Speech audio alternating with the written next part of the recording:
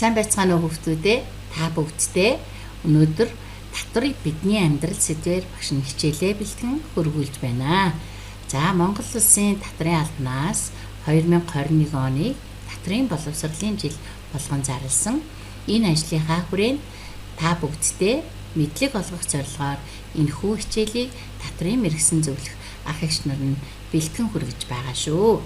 За энэ хичээлийг бид нэр татварын тухай ойлголт, татрын ач холбогдол, татрын урамшуулал буюу хөнгөл чөлөөлөл. За энэ хичээлээр олж авсан мэдлэгээ баттгах гэсэн 4 агуулгаар үргэж байна.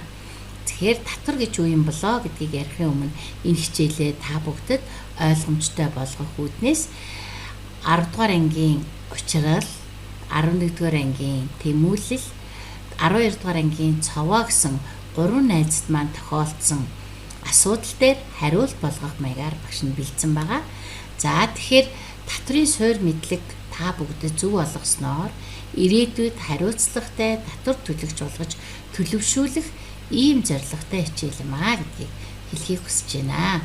За тэмүүлэлт маань ямар асуудал тулгарсан юм бэ гэдгийг хамтдаа бүгдээрээ харцгаая.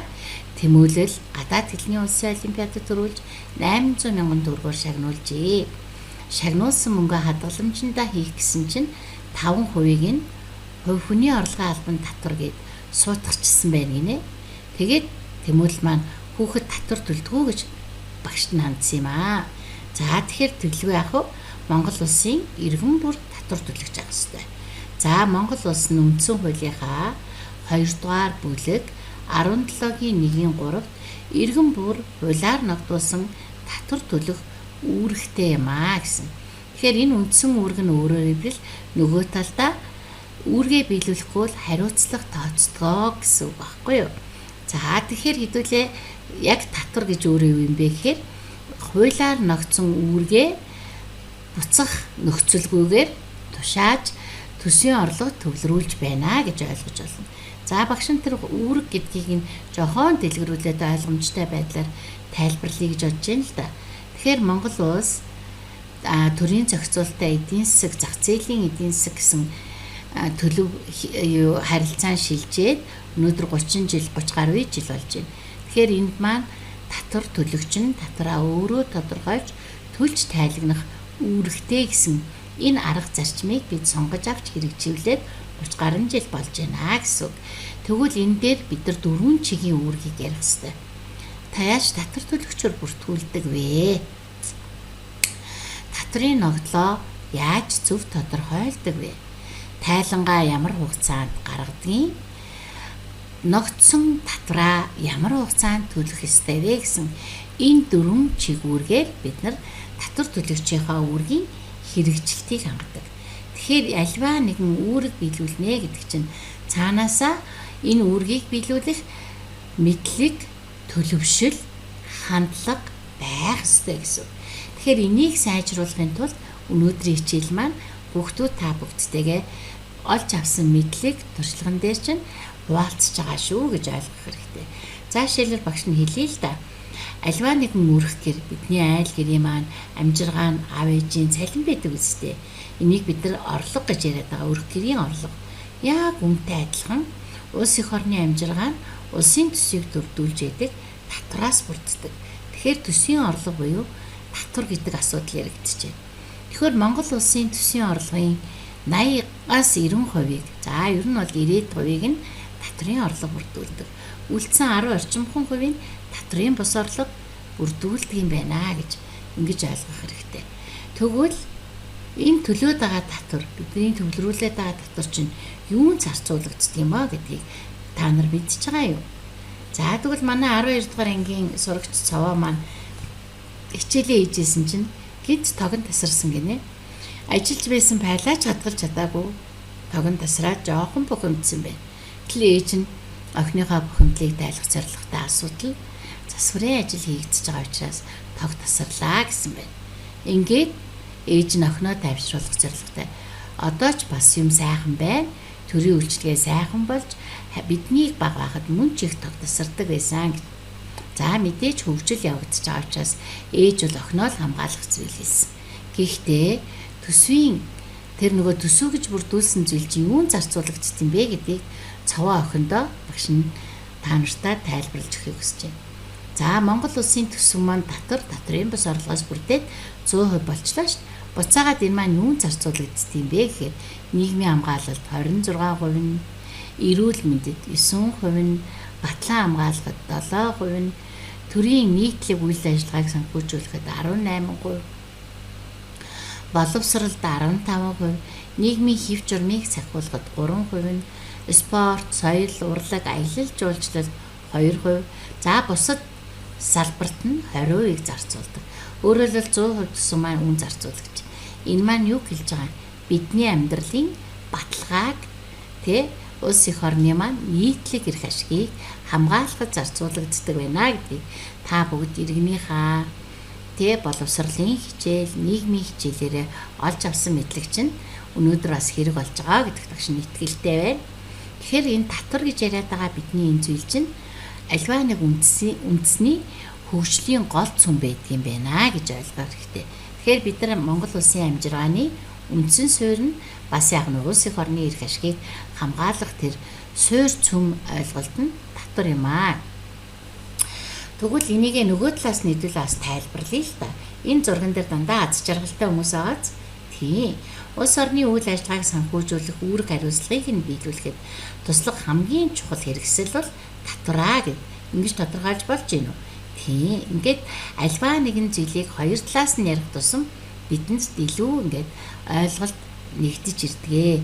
Тэгэхээр харьцангуй бид нар ахлах ангийнх учраас биднэрт нийгмийн хичээлээр эдийн засгийн тухай ойлголтуудыг маш сайн авчирсан байгаа. Тэгвэл энэ татвар гэдэг маань бас нэгэн суурь ойлголт, харилцаа, зохицуулалт юм шүү гэдгийг та нартай тодтогч байгаамаа гэдэг. За тэгэхээр одоо багш нь та нараас юуг уриалахыг хүсэж байна вэ гэвэл за бид нар мэдээж өөрөө худалдаа авалт хийх болгондоо баримт гэдгийг авч байгаа. За өнөөдөр та нар 2016 оноос ирж чиглэсэ хуйлаа гэдэг нэмэгдсэн үрдгийн албан татрын урамшууллын системээр гаргаад өнөөдөр та нар дунд ангид байхдаа энэ харилцааг анх мэдэрч эхэлсэн байна. Одоо худалдаа авалт хийх болгондоо бид нар баримтаа аваад магадгүй зарим нь иргэн болцсон шүү дээ бид нар чинь 16-наас хүрээд иргэний паспортаа авцсан, үнэмлэхээ авцсан. Магадгүй өөрснөө энэ аппликейшнийг буулгаад өөрснөө энэ баримтаа бүртгэдэг байхыг үгүйсэхгүй. Магадгүй аав ээжтэй баримт худалдаа авалтаа өгөөд өгсөн мөнгөнийхөө тооцоог хийдэг гэж магадгүй. Тэгэхээр энэ татвар гэдэг зүйл бол буцаагаад төлснийх нь хэмжээгээр, тайлгнасных нь хэмжээгээр тодорхой юм урамшууллын зохицуулт байдаг гэдгийг л багш нь хэлэх гэж байгаа юм. За тэгсэн чинь манай 10 дугаар ангийн учрал охин маань юу тохиолдсон юм бэ гэдэг дараагийн нэг жишээгээ авъя хамтдаа. Учрлын шинэ байр худалдаж авсан аав нь 6 дугаар сард байрныхаа хөнгөлтийн мөнгийг аваад охиныхоо сургалтын төлбөрийг хийх хадгаламжинд төвлөрүүлэхээр төлөвлөсөн байна. За учир сургалтын төлбөртэй болж байгаадаа баярлж байгаа. Яагаад гэвэл аав нь бас ингээд урьдчилаад мөнгө хөрөнгөлүүлж байгаад баярлсан боловч яг татрын хөнгөлж чөлөөлт гэдгээ учрал маань мэдэхгүй ээжээ. За тэгвэл учралдаа тайлбарлая л да хэдүүлээ тийм ээ. Юу хөнгөлж чөлөөлт юм бэ? За жишээлбэл зарим худалдаа авалт хийж байгаад бид нарт баримттай ч гэсэн нөгөө нэмэгдсэн үрдгийн албан татваргүй гэдэг юм баримт ирдэг тийм ээ. Тэгэхээр энэ маань болохоор нөгөө чөлөөлөлтийн нэг төрөл. Өөрөөр хэлбэл тодорхой заасан хязгаарт хүрээгүй байх юм бол тодорхой тэр татвар ногдох зүйлийг нь татвараас чөлөөлдөг байхгүй юу. За энэ бол чөлөөлөл. Харин нөгөө талаас хөнгөлт гэж яриад байна. Сая сургалтын төлбөрийн хөнгөлт гэж ярьсан тийм. Гэх мэтлэнгээр орон сууцны хөнгөлт. Энэ болохоор суурийг нь багасгаж байгаа гэсэн үг. Өөрөөр хэлбэл ногдсон татрыг чинь багасгаад өгч байгаа гэж ойлгох хэрэгтэй. Нэг нь ногдуулсан татрын багасгадаг бол нөгөөлөгдөх нь ногдохоос өмнө ногдох ёстой зүйлийг нь чөлөөлж байгаа гэж ойлгох хэрэгтэй.